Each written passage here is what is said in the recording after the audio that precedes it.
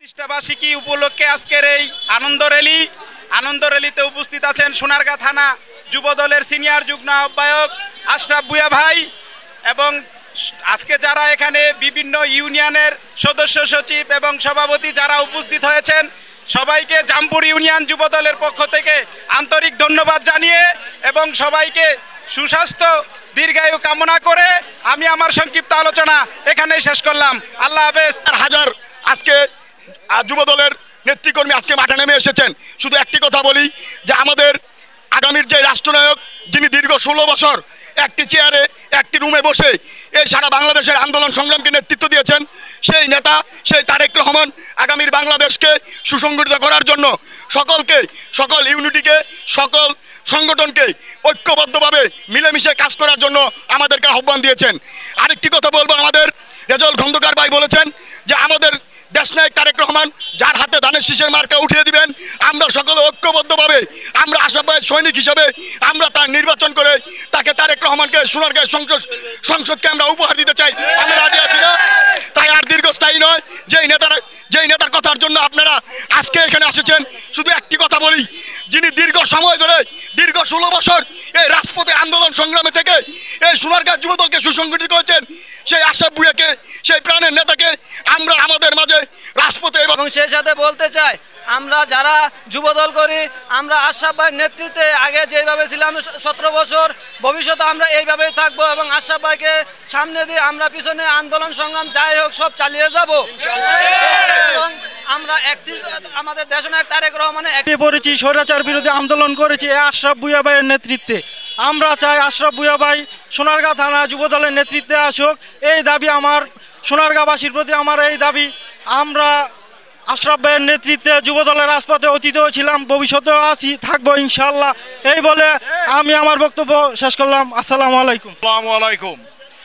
আজ আমি অত্যন্ত গর্বের সাথে আপনাদেরকে ধন্যবাদ দিচ্ছি যে দলের অনেক ক্লান্তি লগ্ন পার করে আজকে একটি আনন্দ র্যালিতে আমরা পৌঁছেছি এবং এই আনন্দ র্যালি শেষ আনন্দ র্যালি নয়, সামনে যে নির্বাচন আসতেছে এই নির্বাচন অবাধ সুষ্ঠু নিরপেক্ষ একটি নির্বাচন হবে।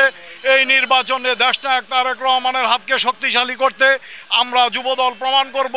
প্রতিটা মাঠে ঘাটে বাজারে বন্দরে বাড়িতে ঈদগাহ ময়দানে মসজিদে যেখানে আমরা যুবদল এবং প্রতিটা দ্বার প্রান্তে পৌঁছে ধানের শীষের প্রার্থীকে জয়যুক্ত করার জন্য আমরা প্রস্তুতি নিচ্ছি এবং সামনে এই প্রতিষ্ঠাবার্ষিকী দিন থেকে আমরা আজকে প্রতীক্ষা করব যে আমরা প্রতিদিন কোনো না কোনো একটি রাজনৈতিকভাবে আমরা কাজ করব এবং প্রতিটা মহল্লায় সাধারণ মানুষকে আমাদেরকে বুঝাতে হবে, মসজিদকে বুঝাতে হবে, সাধারণ পাবলিককে যে বুঝাতে হবে আমাদের যে 31 দফা দিয়েছেন যে 31 দফাটি সাধারণ মানুষকে পড়াতে হবে। শুধু বিলি করে দিয়ে গেলে চলবে না, এটা বসে থেকে তাকে পড়াতে হবে। অনেক মানুষ আছে পড়তে পারে না, তাদেরকে পড়ে শোনাতে হবে, তার ব্যাখ্যা করতে হবে।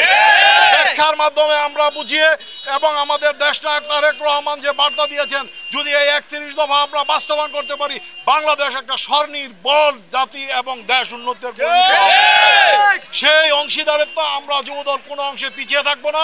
আমরা আজ থেকে সোনারগাঁও যুবদল যাকে আমাদের দুটি থানাকে একসাথে করে দিয়েছেন ভৌগোলিক কারণে সিদ্ধিরগঞ্জ এবং সোনারগাঁ, এখান থেকে আমাদের ভারপ্রাপ্ত চেয়ারম্যান সাহেব যাকে মনোনীত করবে ধানের শীষ মার্কায় আমরা যান জীবন দিয়ে তাকে আমরা জয়যুক্ত করব। আমাদের মধ্যে কোনো ভাই নাই, আমাদের কোনো বোন নাই, আমরা চাই একটাই ধানের শীষ মার্কা। ধানের শীষ মার্কা যে নিয়ে আসবে তার জন্য আমরা কাজ করব। ধানের শীষ যার থাকবে তার হাতে আমরা বিজয় তুলে দেব ইনশাআল্লাহ।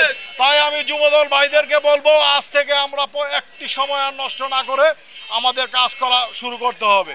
আরেকটি কথা বলবো, যারা আজকে অক্লান্ত এই গরমের মাধ্যমে পরিশ্রম করেছেন তাদের জন্য আরেকটি আনন্দ মিছিল রয়ে গেছে, সেটা হলো আমাদের ফাইনাল বিজয় মিছিল। সেই মিছিলটি হবে আমরা যেদিন আমাদের এই আসন ধানের শীষ মার্কায় তুলে দিতে পারবো। আমরা ইলেকশনের পরের দিন ইনশাল্লাহ জয়যুক্ত করে আরেকটি আনন্দ র্যালি করব। এই বলে আমি আমার বক্তব্য শেষ করলাম। বাংলাদেশ জিন্দাবাদ, বাংলাদেশ জাতীয়তাবাদী যুবদল জিন্দাবাদ, শহীদ প্রেসিডেন্ট জিয়াউর রহমান অমর হোক, দেশনেত্রী বেগম খালেদা জিয়া জিন্দাবাদ, তারুণ্যের অহংকার তারেক রহমান জিন্দাবাদ। আসসালামু আলাইকুম সবাইকে।